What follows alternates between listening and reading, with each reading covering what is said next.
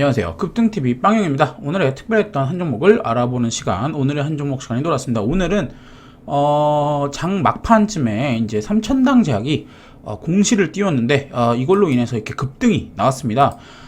이런 급등을 봤을 때 요즘같이 어떻게 보면 바이오 테마가 사실 어떤 판단 기준이 굉장히 어려운 테마긴 하지만 이 3,000당 제약은 주가 차트나 현재 이 거래량이 터진 이런 뉴스가 나온 시점이 굉장히 좀 유의미하다라고 봐서 한번 가져와 보도록 했습니다.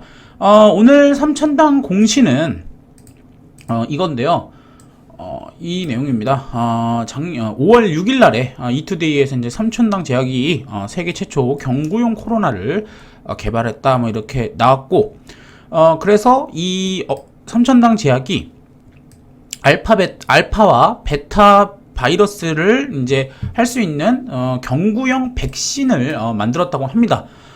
그리고 이 완성된 백신을 가지고서 이제 델타 변이에도 효능이 있는지 검사를 진행 중이다라고 하고 있습니다. 그래서 이제 이게 잘 되면은 북미, 인도 그리고 뭐 유럽 파트너랑 이제 같이 계약을 체결할 수 있다라고 뉴스가 나왔고요. 더불어서 이제 인슐린 먹는 인슐린도 임상을 중국이랑 같이 하는 것이 되었다라는 뉴스가 나오고 있습니다. 그래서 사실 이 공시 자체는 5월 6일 날 이때쯤이죠. 이때쯤에 나왔던 공시인데 이것이 오늘은 굉장히 크게 재부각을 받았습니다. 이때보다 오늘 거래량이 훨씬 더 많이 터졌죠.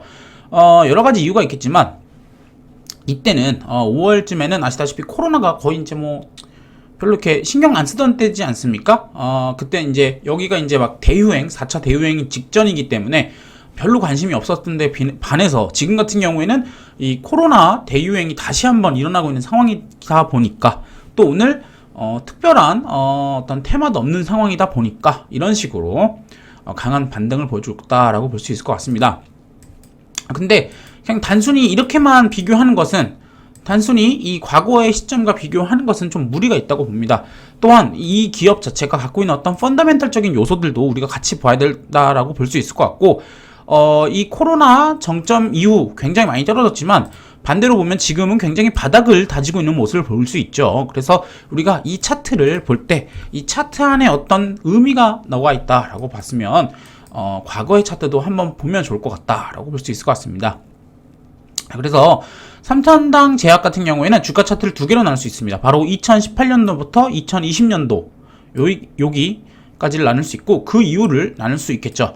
그래서 먼저 우리가 2018년도부터 2022년도에 어떤 일이 있었는지를 보고 그리고 현재는 어떤 일이 있었는지를 보게 될 것입니다. 그래서 이런 것들을 볼 때는 우리가 이런 그 과거의 리포트를 보면 알 수 있겠고요. 과거에 이제 리포트 중에서 그나마 이제 잘 정리했던 것이 이거겠죠. 3,000당 제약이 18년도쯤에 이제 아일리아에 대한 내용들과 함께 이제 수출 계약 같은 것도 하고 또 이제 무채열 혈당기 이런 것들을 추진한다 하면서 주가가 급등을 했습니다. 그러면서 2년 동안 이 모멘텀을 가지고 움직였었고요.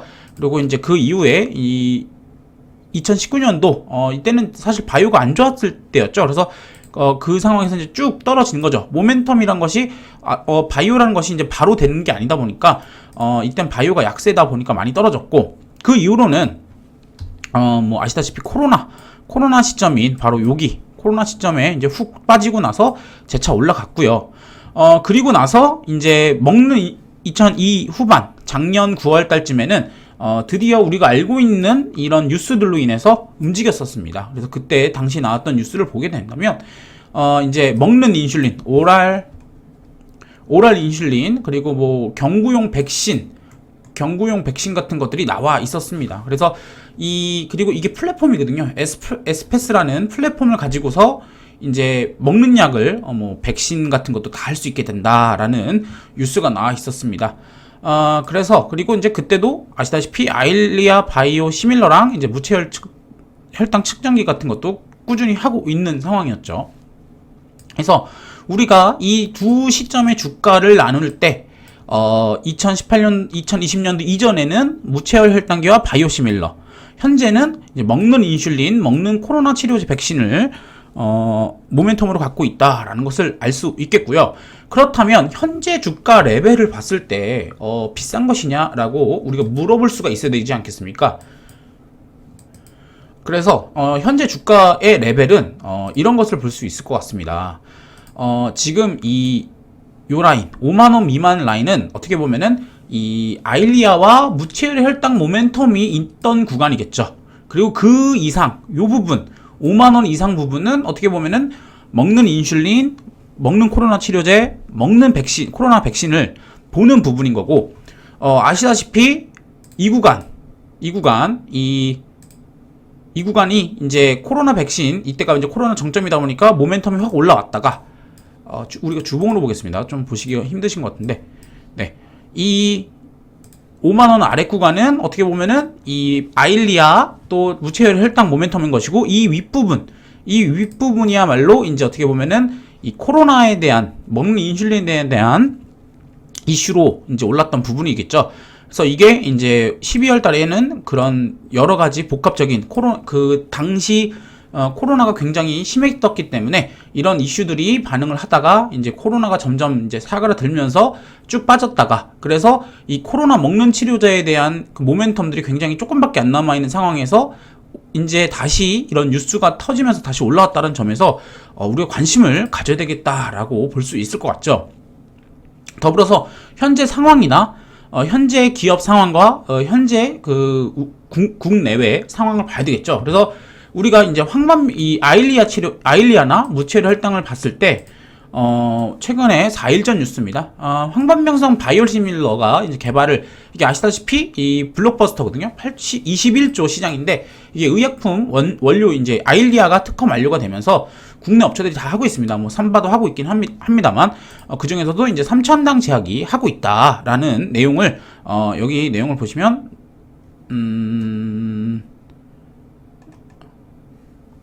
네, 여기 있네요. 3,000당 제약이 하고 있다라는 내용이 나오고 있습니다. 이런 식으로 나오고 있고요. 그래서 또 그래서 이제 우리가 봤을 때 이 하방을 이제 지지해주는 부분, 아일리아와 무채열 혈당 모멘텀 자체는 아직은 살아있다라는 부분이고, 그렇다면은 지금 상황에서 이 먹는 코로나 치료제나 백신이 시장에 먹히는 재료냐라고 했을 때, 뭐 최근에 뉴스가 많이 나왔지 않습니까? 뭐 경구용 치료제를 이제 3차 추경, 2차 추경에다 넣는다라든지, 코로나 알약 치료제에 대한 뉴스들, 외국은 이미 잘 하고 있지 않습니까? 그리고 또 최근에 뭐 이 코로나 19 치료제 이 먹는 거가 이제 게임 체인저가 된다, 이런 식으로 뉴스가 나오고 있습니다. 그러면서 뭐 아시다시피 신풍제약 같은 애들도 최근에 한번 올랐었고, 최근에 뭐 가장 많이 올렸던 게 이제 국전약품이죠. 국전약품이 일봉으로 보시면 이게 먹는 뭐 샤페론인가 그것이 있다고 하면서 이렇게 갑자기 급등을 했지 않습니까? 그래서 지금 상황에서 이 코로나가 아직 잡히지 않았다는 상황에서 어떻게 보면은 이 어떤 먹는 치료제, 경구용 치료제에 대한 모멘텀은 아직 남아 있다라고 볼 수 있는 것이고, 그렇다면은 3,000당 제약을 지금 사라 이런 건 아닙니다. 다만 우리가 지금 3,000당 제약이 갖고 있는 모멘텀적인 부분과 또 펀더멘탈적인 부분, 재료에 대한 구분을 좀 하셔야 된다라는 부분이고, 다시 한번 말씀드리겠지만 이 5만원 미만 때는 이때 이 무채열 혈당기와 바이오시밀러에 대한 모멘텀이 남아있던 구간, 그리고 이 위 구간은 이제 코로나 치료제에 대한 구간이다라고 할 수 있죠. 그래서 우리가 11월 전후까지는 이게 이제 아까 나온 공식에 11월 달에 다시 나오거든요. 그래서 기대감으로 인한 상승은 있을 수 있습니다. 그리고 나서 만약에 11월에 실제로 효과가 있다는 것이 확인된다면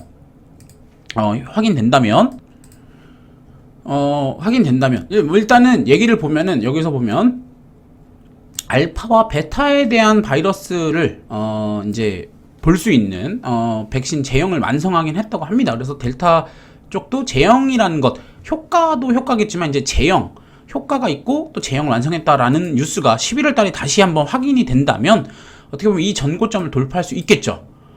그래서 이 3,000당 제약이 오늘 상승만을 보시는 게 아니라